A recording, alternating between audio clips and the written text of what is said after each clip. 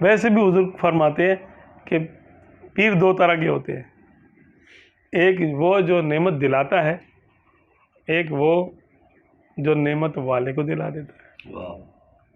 نعمت والے سے رشتہ جوڑ دیتا، پھر نعمت بھول جاتا بندہ، نعمت بھول جاتا اور نعمت والے کی یاد میں لگ جاتا ہے۔ تو کون سا زیادہ مناسب لگا؟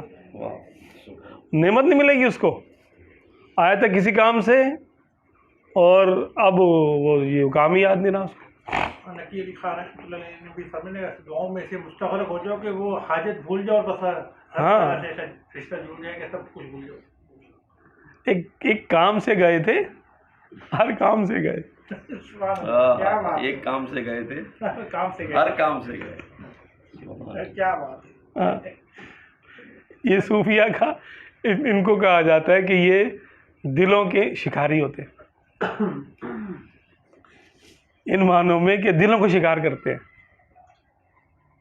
کہ یہ دلوں کو جو ان کی ذمہ داری یہ ہے کہ یہ پاکیزہ ارواح کو، یہ جو پرندوں کی شکل میں ہے پاکیزہ ارواح، ان کو جو ہے نا پکڑ کے جو نا پنجرے میں بند کرتے رہتے ہیں،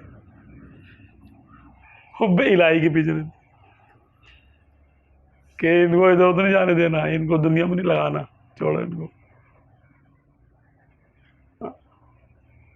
تو یہ میں اولیاء کاملین کی بات کر رہا ہوں، اور پیرانے خواص جو یعنی حقیقت میں جو پیر ہوتے ہیں ان کی بات کر رہا ہوں، کہ وہ آپ کا کام نہیں کریں گے بلکہ آپ کا کام کر دیں گے۔ کہتے ہیں اس نے میرا کام کر دیا، کام نہیں کیا لیکن کام کر دیا۔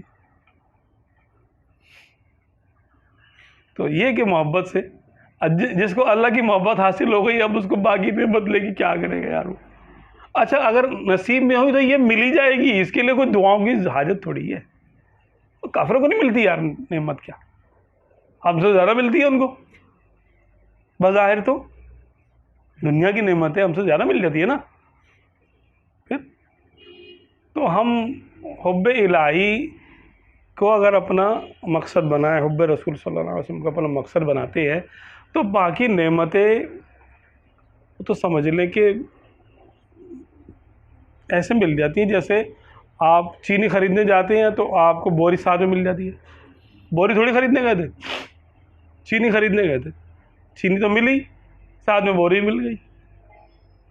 تو یہ تو دنیا ایسے ہی ہے کہ حب الہی کا شہد ہے، اور اس کے ساتھ میں بوتل مل جائے آپ کو، کانچ کی مل جائے، پلاسٹک کی مل جائے، یا چینی کے ساتھ بوری مل جائے، تو دنیا کی نعمتیں ایسی ہیں، یہ تو سمجھ لیں کہ غریبی میں مل جاتی ہیں۔